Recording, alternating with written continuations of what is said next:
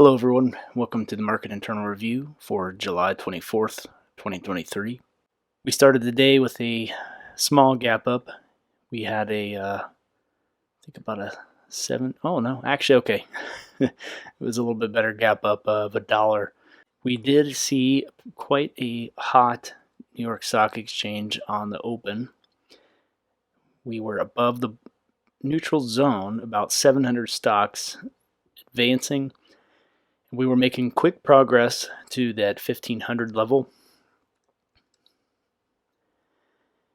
The tick was already above 500 when we opened for the day, and volume was also looking bullish. The previous day's tiwap, which would have been Friday last week, we opened on the nose, right on that previous day's TWAP level, and we proceeded to kind of waffle out up here at around 454.2. Started to see these wicks form as tick was actually increasing, hitting 900 plus. Ad was still doing its thing. It basically, when I see this setup, I start seeing all these nasty wicks. You can see we had this insane wick. This change went from 453.8 and close to 454.2. So that's quite a large wick. This just signaled to me like I needed to give it some time to determine whether or not we're going up or down. I was watching the other indices, which we'll take a look at. Either way, you can see we had this nasty knife back down. This isn't anything that I would plan on catching. I've caught moves like this, but it is more of a guess. At 946, though, you can see that we basically had that 1500 area test, not on the nose. This was kind of sloppy for a short attempt. I'd much prefer seeing the NYSE reach 1500 first.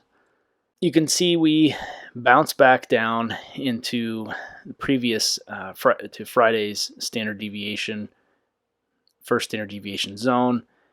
We do a hard reversal off of the low into Friday's TWAP, reclaim. So this would be a test and a reclaim, and continue higher for most of the day. We peaked at 2 o'clock, at which point then, after hitting almost to the top of the wick, the third deviation, we have a full reversal all the way to the third deviation low. So quite an impressive feat.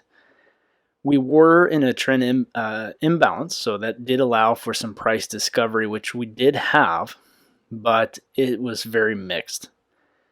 When we look at Qs, they struggled for much of the day, even in imbalance per trend. For the New York Stock Exchange, we really didn't do any kind of new high at 2. We did not break third standard deviation high, nothing. So much weaker. We didn't even reclaim the high from the morning session. Dow, on the other hand, had quite the day. Very strong and held not quite its high price of 354.5, but pretty darn close. From where it opened, it had a pretty decent day. From the gap to the close, $2 move, and from the open to the close, almost $1.50. Russell, I noticed in the morning, was mostly responsible for that pump we saw on the ad. Then the dump, I believe, was mostly the Russell also. We reject Friday's TWAP price, almost on the nose, for the rest of the day. Notice that we spent the majority of the day within the first standard deviation on the Russell and SPY. Qs, I think, was a little less. We were on the lower side. But this kind of thing, I really enjoy looking at this at the end of the day to try to discern which indices were balanced, which ones were weak, which ones were strong. You could use this first standard deviation zone and how much time was spent in there as a good basis to build a sentiment, which can help you, in my opinion, for the following day's trading session. So returning to SPY,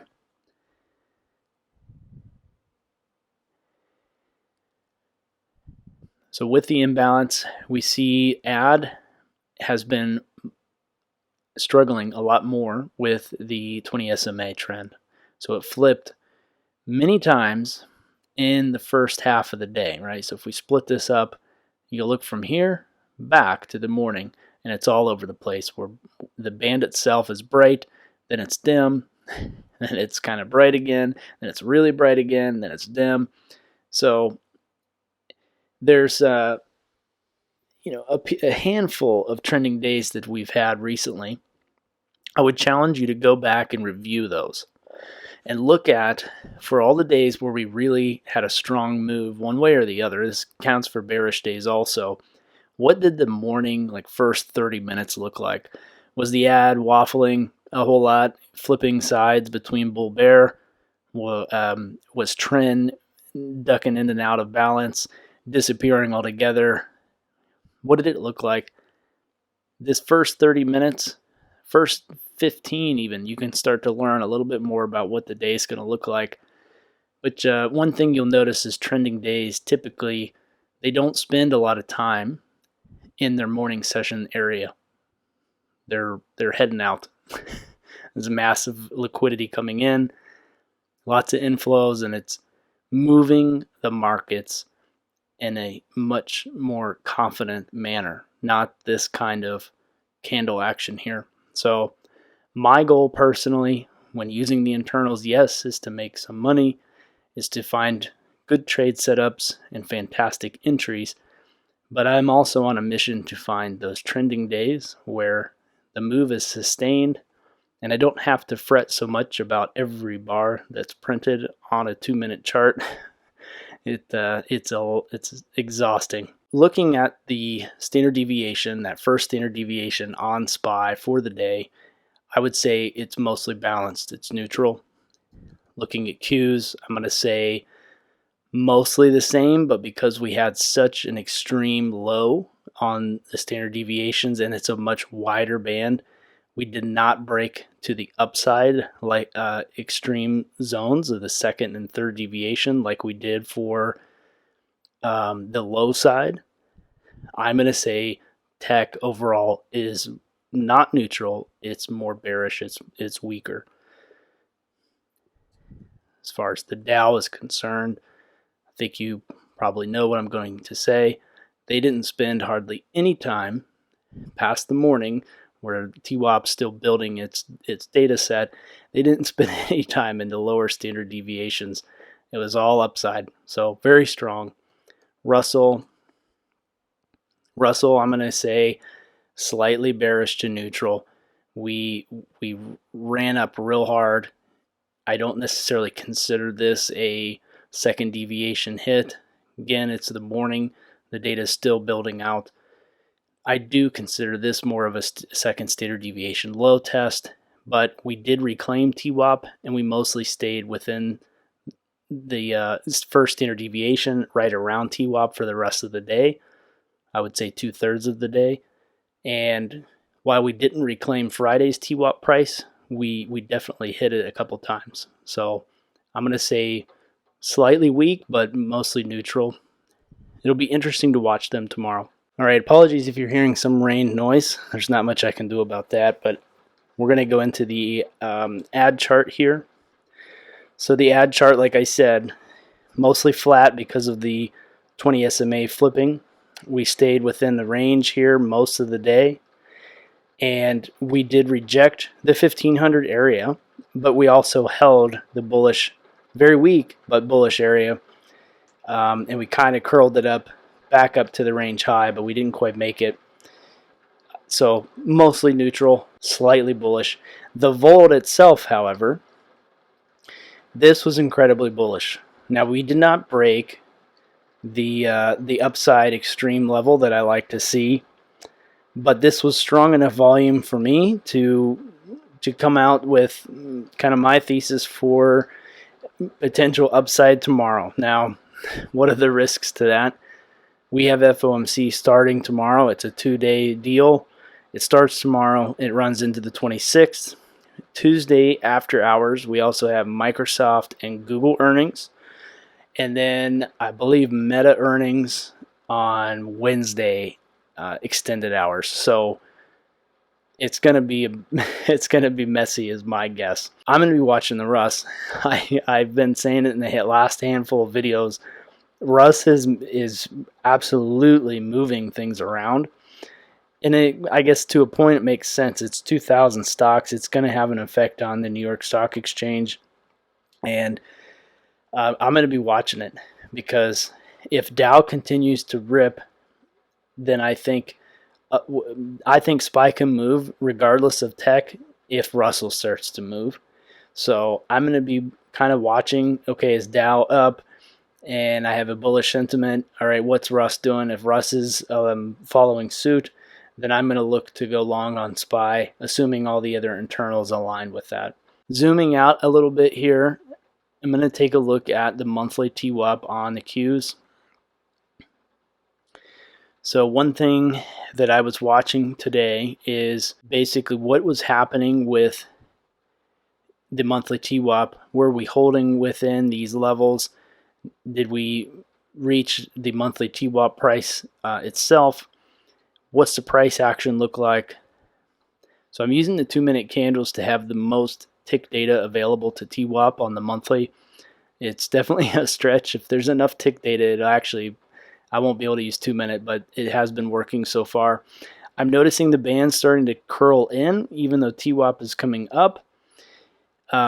So with that being said, I feel like there's a decent chance for bullishness as long as we hold like this 375 area. We had this cluster here, and we also have, now this is not an internal based metric necessarily, but we have the 0.5 of the range from last month's TWAPs, 378.4 and change and 372.4 and change. The 0.5 price, I just noticed it has so many bounces right on it. So that's enough for me, along with everything else I'm watching on Vold, the other indices. I think we're channeling right here, and then I do actually believe that we're going to hold the monthly TWAP price and head up. Now, how long will that move be sustained? Absolutely no clue. I mean, with J-Pow doing his thing, anything's possible. So just going to keep watching. But the price action seems to be following the monthly TWAP pretty well. We've got a couple of tests and rejections of the standard deviation band at 380.46. So as long as we're on the upside of the first standard deviation zone on monthly, I'm pretty confident that we're going to continue to hold this area. Obviously, anything can change, and I will be using intraday data, as I always say, to make any kind of adjustments. Looking at the weekly TWAP, from that perspective, we are a little weak because we're nowhere near the previous week's TWAP price of 381.8, and we have been staying in the end of last week within the lower second standard deviation, and we couldn't hold this price of 377.5. Every time we came around there towards the end of Friday, we rejected it, save for this little pump fake out over here where we rejected almost on the nose the first standard deviation low on the weekly, which is where we started. So all that being said, you can see that all we did today was basically stay within the second deviation low channel for TWAPs, for last week's TWAP. So we actually rejected the lows right here. So as long as we don't break below that 374.5, I think that's really important, or the monthly TWAP, on the Qs specifically. I'm focusing in on the Qs because I think they could really wreck the rest of the indices for any kind of bullish upside. But as long as we hold that 374 area, notice monthly TWAP is 373.75. So it's very close to that weekly TWAP level from last week. So as long as we can hold that, I think we have a good chance of tech making some upside. I'm expecting, from some things I'm expecting some upside for Microsoft ER. I don't know about Google ER, but I know Microsoft. I just think there's a high chance we're going to see some AI insanity. And Google probably has something of similar nature. So they're both in the cloud space. Microsoft had a little bit of news with the AI O365 integration, which sent the stock soaring for a brief moment. Now, much of that has come back, but I think that has established a range. There's a little bit of a short-term memory for the markets, but I think it's established a range potentially for the earnings. And the earnings expected move, I believe, is floating around $22. So with Microsoft where it's at, we could have an upside of around 365 and change, maybe a little bit more. And as far as Microsoft is concerned, looking at their stock on the monthly TWAP, 342 is the low, and then the key level for the first standard deviation is 350 almost. So that all kind of has a convergence with the expected moves. And then we've got these prior month standard deviation levels, 351, 345. So if Microsoft closes over 345, I'm going to read that as some bullishness for the Qs. But that's a lot of speculation. I don't want anybody taking that advice as like some financial plan, but that's just kind of how I'm looking at things. Other than that, yeah, today was just another consolidation day where, like I said, the Q spent most of the time in that, as far as how I interpret it, that prior week TWAP range. So until we really break these two levels, bearishness or bullishness to the upside, I'm going to hold mostly just a consolidation, a balanced outlook on the Qs, no matter what trend says. And as far as SPY is concerned, I think they're stronger, like I had already said. So as long as they can hold the prior weekly's TWAP, notice that's where we kind of struggled. We rejected the standard deviation high for previous week's TWAP, 455.11, but we keep holding this. So as long as we stay range bound within here, I'm going to hold more of a bullish standpoint. And then when we break above, if we do, then that's when I'll really expect more bullish moves temporarily. I'm still holding in the back of my mind that FOMC is starting tomorrow. So it'll be interesting to see what the futures market is doing tonight, and kind of where we open tomorrow. Like I said, with Vold where it is, I'm going to expect potentially a gap up tomorrow. Now, whether or not we hold that is anyone's guess.